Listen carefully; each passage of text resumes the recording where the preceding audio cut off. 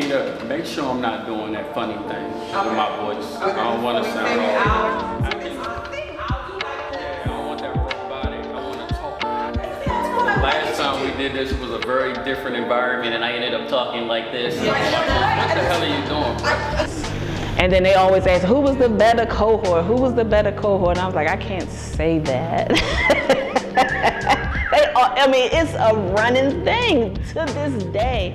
You're gonna tell us who's the best. I was like, no, I'm not. I was like, all of you guys are my favorite, but I can't say this cohort has blown my mind. With the level of intelligence and the level of wanting to learn. Oh my God, it's been remarkable just to see them grow, and it's been a joy to see. Yep. I'm just gonna put myself in the shoes of a young adolescent, young teen, right? If I'm dealing with trauma at home before I even step out my door, if I'm not being affirmed, if I'm being negatively reinforced, if I'm being abused, if I'm being neglected before I even step out my front door, how can I step into the world and expect something different?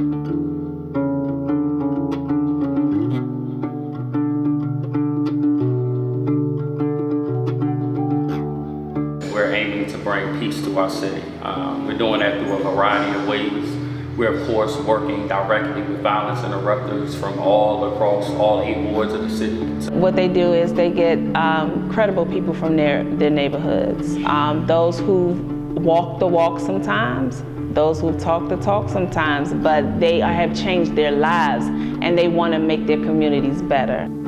Every neighborhood I've lived in has always had like some drama or something going on. In the earlier years of my upbringing, my neighborhood dealt with a lot of gun violence, police interaction, police brutality, drug use, drug abuse, poverty. When I was younger, I got into a lot of trouble.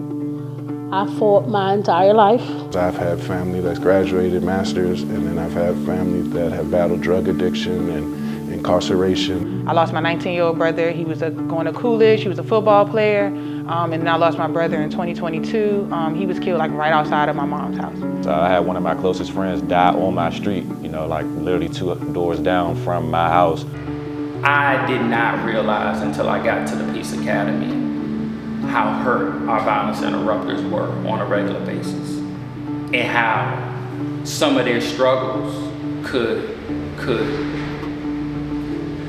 not mirror, but be very close to the client that they're aiming to serve, and how just unfair that was. I know what it's like to be on the other side of it, to be a part of the problem, or to witness the problem, and see how it affects the lives of those around you and yourself. I was expelled from out of schools, put out of schools. I was arrested. They committed me to juvenile life. Along the way, it has showed me and humbled me. Seeing things and dealing with trauma and things that produce post-traumatic stress, it changes you as a person over time if you keep dealing with it on a consistent basis. I'm not proud of my childhood, but I thank God for my childhood, if that makes sense.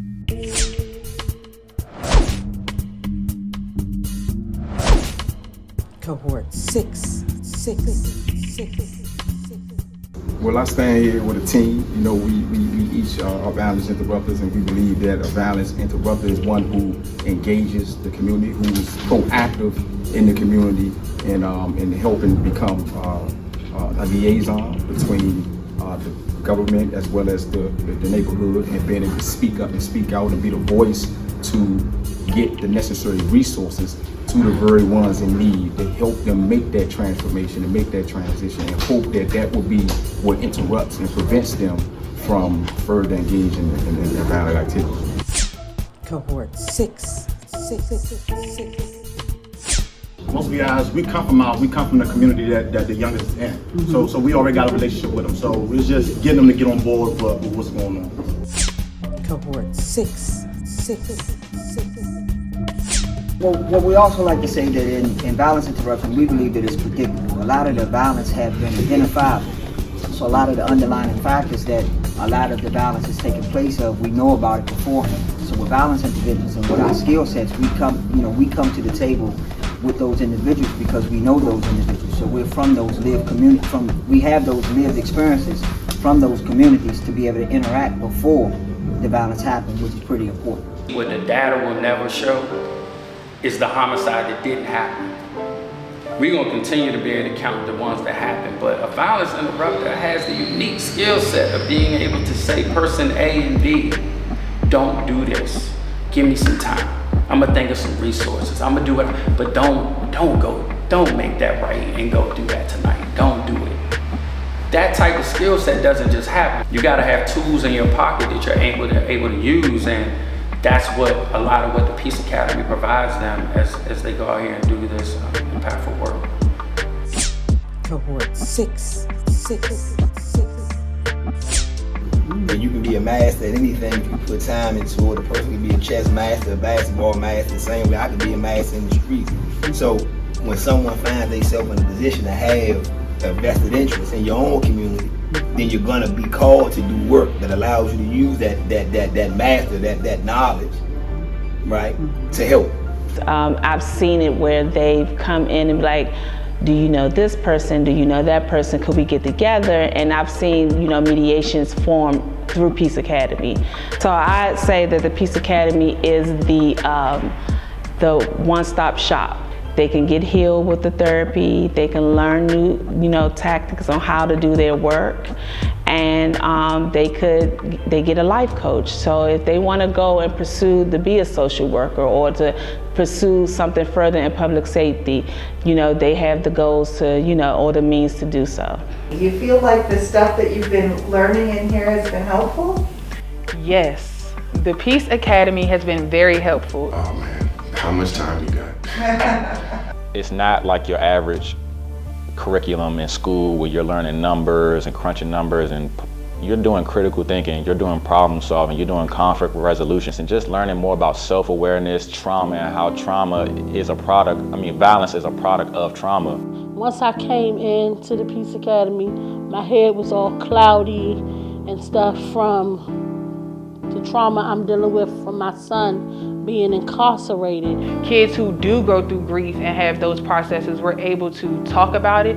So on the proactive end, we're helping youth find ways to deal with their triggers without being violent. But now that I'm here inside taking classes at Peace Academy, my mind is open to a lot of things. I can see things clear.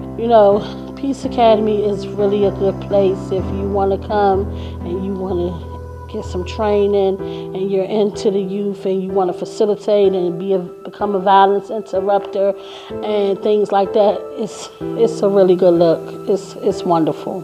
Me being able to come every Tuesday and every Thursday and sit in a room with people that I've never met before, but we all live and come from the same city, but we all have the same goal and agenda, it does something to you. So to come into a room of people that care so much, it's encouraging, it's motivating. I guess I find some type of solitude knowing that there's so many great people that want to do the work as well. And the fact that they're out here doing this work without a gun, without a bulletproof vest, but they don't have life insurance, they don't have medical benefits. All those inequities, they start to shine. They need more pay. They need more benefits. They need more resources to help them do their job. They are doing some specialized expertise work that has to be respected, compensated for, and appreciated. You have to be proactive and preventive so you will not get, the destruction. If you look at the stats, and they are in fact true, Violence Interrupt has helped along the way. And the work is important. So if we want to see, I feel like education become better, gun violence become better, health become better, this work is just as important. I don't have the same story as so many of my classmates with the incarceration side or with the violent history or whatever. Like they try to make them out to be criminals, and there's so many brilliant people up there that although I don't have that same background, man, I connect with them so much. Like we really understand our perspective on doing the work. Let's continue the programming. Let's continue to be the violence interrupters in the community, the outreach workers in the community. Let's continue to do all that. Let's put a plan into place Let's get these programmings, you know, buildings for programming, funding for programming. Let's do all this to help the children. Being able to just receive this information and being able to take it back to my neighborhood or to different neighborhoods within the city and apply it to the young people is just, it's priceless. You all have been remarkable. I don't want to say the best, but you all have been very remarkable, and just I'm so eager to see what you all are going to do after you graduate. You all have talked about the great things that you all want to do, and I know that you all are going to succeed. Congratulations. I just want to say congratulations to Cohort 6 of the DC Peace Academy. You all have been absolutely amazing. I think that I had the opportunity to share with you that, in my opinion, you challenged us, you challenged our instructors. You brought an element to the classroom that was your own expertise. There were times, and I say this jokingly but seriously, some of you appear to be, the professors in the classroom, and I honor that. It shows how sincere you are about your craft. It shows the level of expertise you have.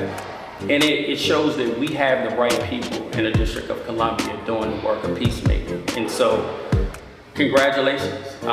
It's been an honor to have you as a part of our academy, and now to be a part of our cohort, and ultimately to be a part of the Peace for DC family moving forward. So thank you. I wish you the best, nothing but blessings and good luck as you move forward.